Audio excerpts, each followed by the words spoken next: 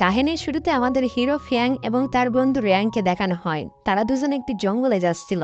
একটু সামনে যেতেই হঠাৎ খুব বৃষ্টি শুরু হয়। যখন সে আকাশের দিকে তাকায় তখন সে অদ্ভুত একটা জিনিস দেখতে পায়।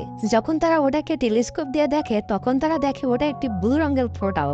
ওটা দেখে র্যাঙ্ক কিছুটা ভয় পেয়ে যায় এবং ফ্যাংকে নিয়ে ওখান থেকে চলে যায়। তারা দুজন জঙ্গলের ভিতর ট্যাঙ্ক লাগায় এবং তার ভিতরে ঘুমায় যায়। কিন্তু ফ্যাং এর ঘুম আসছিল না। যখন সে চোখ বন্ধ করছিল তখন সে রক্তাক্ত অবস্থায় একটি মেয়েকে দেখতে পাচ্ছিল, যেটাতে সে খুবই ভয় পেয়ে যায় এবং ওখান থেকে উঠে বাইরের দিকে চলে যায়। হাঁটতে হাঁটতে সে মিষ্টি একটা ঘ্রাণ অনুভব করতে পারে এবং ঘ্রাণটি তাকে ওই জিনিসের দিকে আকর্ষিত করে, যেখানে আর কেউ না বরং আমাদের হিরোইন মিউ থাকে এবং সে অজ্ঞান অবস্থায় পড়েছিল। তার শরীর থেকে অনেক ঘ্রাণ ছড়াচ্ছিল এবং তাকে তার দিকে আকর্ষিত করছিল।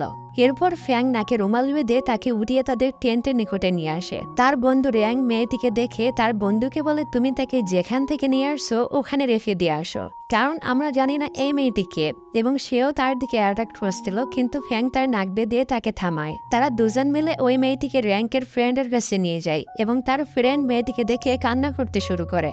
যেটাতে গাইস আমরা এটা জানতে পারি মিহুর ফেরামনের ঘ্রাণ শুধু ছেলেদের উপরে কাজ করে আর মেয়েদের উপরে ওই ঘ্রাণটা উল্টা কাজ করে, আর সে কান্না করতে শুরু করে। ফ্যাং তার রুমে খাদ্য নিয়ে যায়, কিন্তু মিহু তো একদম বাচ্চার মতো ছিল এবং সে তো কিছুই বোঝে না। ফ্যাং তাকে সবকিছু শেখাতে থাকে, খাওয়ার পর কেমন ফিল হয়, কিভাবে খাইতে হয়, এসব কিছু মিহু তো জানেই না। ওখানে হঠাৎ বৃষ্টি শুরু হয়। মিহু ফ্যাংয়ের পিছন থেকে জড়িয়ে দূরে কিস করতে যায়, কিন্তু এটাতে ফ্যাং রেগে যায় এবং তাকে অনেক বকা দেয়। এটাতে সে অনেক ভয় পেয়ে যায় আর ওখানে বসে বসে ছোট মানুষের মতো কান্না করতে থাকে। ওখানে আমরা একটি মোটা লোককে দেখি যে আসলে মিউকে নিতে আসছিল। ফ্যাং যখনই মিউর চিল্লানোর আওয়াজ শুনতে পায় সে তার রুমে যেয়ে দেখে মিউ নিজে নিজে তার মাথা আয়নার সাথে আঘাত মেরে কেটে ফেলছে, কারণ সে তার লাইফের প্রথমবার আয়না দেখছিল এবং আয়নার ভিতরে নিজে নিজেকে দেখে অনেক ভয় পেয়ে গেছিল। ফ্যাং যখন তাকে ব্যান্ডেজ লাগাচ্ছিল তখনই ফ্যাংকের গার্লফ্রেন্ড ফ্যাংকে ভিডিও কল করে। মিও তার কাছ থেকে ফোন কেড়ে নেয় এবং নিয়ে দেখতে থাকে। ফ্যাংকের গার্লফ্রেন্ড এটা দেখে খুবই রেগে যায় যে ফ্যাংক একটা মেয়ের সাথে আছে। তারপর সে তার কাছ থেকে ফোন কেড়ে নিয়ে কল কেটে পুনরায় তার জখম স্থানে মেডিসিন লাগিয়ে দেয়। মেডিসিন লাগানোর সময় সে পুনরায় তার ফেরামনে অ্যাটাক হতে থাকে। বড় কষ্টে সে নিজেকে সামলায়, কিন্তু মিও তাকে টেনে নেয় এবং কিস করে ফেলে। এটাতে তাদের দুজনের চারপাশে একটা গ্রিন সার্কেল তৈরি হতে থাকে। গ্রিন সার্কেলটা কেন তৈরি হয়েছিল সেটা আমরা পরে জানতে পারবো। তখনই ফ্যাংকের ফ্রেন্ড রিয়াং ওখানে চলে আসে এবং তাদের দুজনকে এমন অবস্থায় দেখে ওখান থেকে চলে যায়। ওদিকে মরু তার পাওয়ারের দ্বারা বুঝতে পারছিল মিহু আশেপাশে কোথাও আছে। মরু তাকে কেন নিতে আসছে আর কে নিতে পাঠিয়েছে এবং কোথায় নিয়ে যাবে এটা আমরা আস্তে আস্তে বুঝতে পারবো। ওখানে র্যাঙ্কের আঙ্কেল র্যাঙ্কের সাথে দেখা করতে আসে। তখন সে মিউকে দেখে র্যাঙ্কের ফ্রেন্ডকে বলে, এ মেয়েটিকে। তখন র্যাঙ্কের বান্ধবী র্যাঙ্কের আঙ্কেলকে বলে সে একটা আজীব মেয়ে এবং তার বডিতে কোনো হাড্ডিই নাই। এসব শুনে আঙ্কেল সন্দেহ করতে থাকে এবং বলে এই মেয়েটি আমাদের জন্য বড় বিপদের কারণ হতে পারে। পরের সিনে ফ্যাং মিউকে নিয়ে বড় একটি হসপিটালে নিয়ে যায়, যেখানে ডক্টর তার চেক আপ করতে থাকে। মোটুও খুঁজতে খুঁজতে ওই হসপিটালে চলে আসে এবং হসপিটালের সবাইকে মিহুর ব্যাপারে জানতে মারতে থাকে। কিন্তু মিউ তো আগেই ফ্যাংকের সাথে ওখান থেকে চলে আসছিল এবং গাড়িতে উঠে মিউ ঘুমায় যায়। ফ্যাং তাকে জাগানোর জন্য যখন তাকে শোয় তখন সে বুঝতে পারে এটা কোনো সাধারণ মানুষ না, কারণ তার শরীরে কোনো হাড্ডিই নাই। রাস্তায় একটা পুলিশ অফিসার তাদের গাড়ি থামায়। সেও মেয়ের ঘিরানে তার প্রতি অ্যাট্রাক্ট হতে থাকে। তখনই ফ্যাং তার দিকে একটা পারফিউম ঢেলে দেয়। তখনই ইন্সপেক্টরের হুঁশ ফিরে আসে এবং ফ্যাংকের উপরে রেগে যায়। ফ্যাং প্রথমে তাকে সরি বলে এবং ড্রাইভিং লাইসেন্স দেখানোর বাহানায় গাড়ি টান দিয়ে ওখান থেকে বেগে যায়। তারপর সে মিউকে নিয়ে একটা শপিং এ যায় এবং তার জন্য অনেক কিছু কেনাকাটা করে। সবকিছু শেষ হওয়ার পর তারা যখন শপিং থেকে ফিরছিল তখনই মিউ ওখানে একটা নাগরদোলা দেখতে পায় এবং সে তো বাচ্চাদের মতো ছিল, এই জন্য ওটাতে ওঠার জন্য সে জিদ করতে থাকে। উপায় না পেয়ে ফ্যাং তাকে নিয়ে ওটাতে ওঠে, কিন্তু তখনই হসপিটাল থেকে ডক্টরের কল আসে এবং ফ্যাং বুঝতে পারে মোটু মিহুকে খুঁজতেছে। দেখতে দেখতে মোটু ওখানে চলে আসে। দুজনের মধ্যে মোটামুটি ফাইট হয় এবং ফাইনালি মোটু ফ্যাংকে মেরে মিহুকে ওখান থেকে নিয়ে যায়।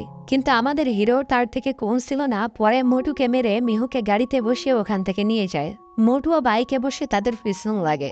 আরে ভাই, গাছে মেয়ে ধারে সেই সিনটা দেখাও না কেন? কেমন মনে হচ্ছে তোমার, তাই না? সবর করো, এটা কোরিয়ান ড্রামা, যতই গভীরে যাওয়া হবে ততই মজা লাগবে। আর গাইস প্লিজ তোমার হাতের পাশে যে লাইক বাটনটা আছে ওইটা একটু ক্লিক করে দেবা। যাই হোক, মোটু তার পাওয়ার দিয়ে তাদের গাড়ি খারাপ করে দেয়। তখনই তারা অনুপায় হয়ে পড়ে। তখনই সামনে থেকে একটা আইসক্রিমওয়ালা আসে। আইসক্রিমওয়ালাকে থামিয়ে তারা দুজন ওই গাড়ির ভিতরে লুকায় যায়, কিন্তু মোটু তার সুপার ন্যাচারাল পাওয়ার দ্বারা বুঝতে পারে তারা দুজন এটির ভিতরে লুকানো আছে। এজন্য সে প্রথম আইসক্রিমওয়ালাকে মেরে ওখান থেকে ফেলে দেয়। তারপরে ফ্যাং বের হয়ে আসে এবং তাদের দুজনের ভিতরে সেই রকমের ফাইট হয়। আর মোটু ফ্যাংকে অনেক মাইর দেয়। মিহু তাকে বাঁচানোর জন্য মোটুকে মারতে থাকে, কিন্তু সেটাতে মোটুর কিছুই হয় না। তাকে যখন মেরেই ফেলবে তখন ওখানে র্যাঙ্ক এবং র্যাঙ্কের গার্লফ্রেন্ড তার আঙ্কেল চলে আসে। গান দিয়ে মোটুর উপরে ফায়ার করতে থাকে, কিন্তু ওটাতে তার কিছুই হয় না। তারপর মোটুও তাদের মারতে যায়, কিন্তু হঠাৎ বৃষ্টি চলে আসে আর বৃষ্টির ফোঁটা যখন ওই মোটুর উপরে পড়ে তখনই দেখতেই দেখতে মোটু ওখানে পড়ে যায় আর মোটু মানুষ থেকে ছোট্ট একটা কিউট হাতিতে রূপান্তর হয়ে যায়। গাইজ বলো, ভালো লাগছে না গল্পটি? তাহলে 50টা লাইক আর 50টা সাবস্ক্রাইব পূরণ করে দিবে। প্লিজ একটু করে দেওয়া। আমি আমার গল্পটা কন্টিনিউ করে তারপর তারা সবাই বাসায় পৌঁছে যায় এবং ডক্টর মিহুর ড্রেস চেঞ্জ করতে থাকে। ওদিকে আঙ্কেল রিয়াঙ্ক এবং ফ্যাংকে বলে একবার এক তান্ত্রিক কোথাও যাচ্ছিল। রাস্তায় মোটু তাকে আটকিয়ে ভয় দেখাচ্ছিল। এটাতে তান্ত্রিক অনেক রেগে গেছিল এবং মোটুকে হাতি হয়ে যাওয়ার অভিশাপ দিছিল। ওই সময় বৃষ্টি হচ্ছিল, ওই কারণে যখনই বৃষ্টির পানি ওই মোটুর উপরে পড়ে তখনই সে মানুষ থেকে ছোট্ট কিউট একটা হাতিতে রূপান্তর হয়ে যায়। রিয়াঙ্ক এবং ফ্যাংক এটা শুনে খুবই খুশি হয় এবং আঙ্কেলকে বলে মিহুকে ওই তান্ত্রিককে দেখাতে হবে। পরের দিন সকালে ফ্যাংকের বন্ধু রিয়াং মিহুকে খাবার খাওয়ানো শেখায়। ওখানে ফ্যাং তার ব্যাকপ্যাক করে তান্ত্রিককে খোঁজার জন্য যাইতে থাকে। পিচ্চি মেয়ের মতো মিহু তার পিছনে পড়ে এবং তাকে যাইতে বাধা দিতে থাকে আর নিজেই কারের ভিতরে উঠে বসে। তখনই ফ্যাং তাকে ফুল ইগনোর করে তাকে বের করে দেয়, যেটাতে মিহু জোরে জোরে কান্না করতে শুরু করে এবং র্যাং তাকে বুঝায়, কিন্তু র্যাঙ্কের বোঝানোতে তার কোনোই কাজ হয় না। ফ্যাংকের নিকটে আর কোনো অপশনই থাকে না। মিহুর মায়াবী ফেস দেখে সে তান্ত্রিকের নিকটে যাওয়ার ডিসিশন চেঞ্জ করে নেয়। তারপর তাকে পড়ালেখা শেখাতে শুরু করে। মিহু খুবই বুদ্ধিমান মেয়ে ছিল, সবকিছু জলদি জলদি শিখতে থাকে। যেখানে আমরা ফাইনালি জানতে পারি মিহু আসলে কোন জায়গা থেকে আসছিল। আসলে একটা জাদুর গাছ ছিল যেটাতে বহু মেয়ে জন্মেছিল এবং তাদের বয়স 18 বছর পুরো হওয়ার পর পাকা আমের মতো টপ টপ করে নিচে পড়তো, যেটাতে সমস্ত গ্রামে ঘ্রাণ ছড়িয়ে যায় এবং সমস্ত যুবকরা এসে তাদেরকে নিয়ে যাইতে থাকে। ওখানে এক রাজকুমারও আসছিল এবং সে মিহুকে পাইছিল এবং সে তাকে পেয়ে অনেক খুশি হয়ে গেছিল। কিন্তু কিন্তু কিন্তু তার এই খুশি বেশি সময় থাকে না, কারণ একটা মানুষ রূপী বড় পাখি ওখানে চলে আসে আর মিহুকে উঠিয়ে নিয়ে যাইতে থাকে, যার পর মিহুকে নেওয়ার জন্য দুজনের ভিতরে ফাইট শুরু হয়।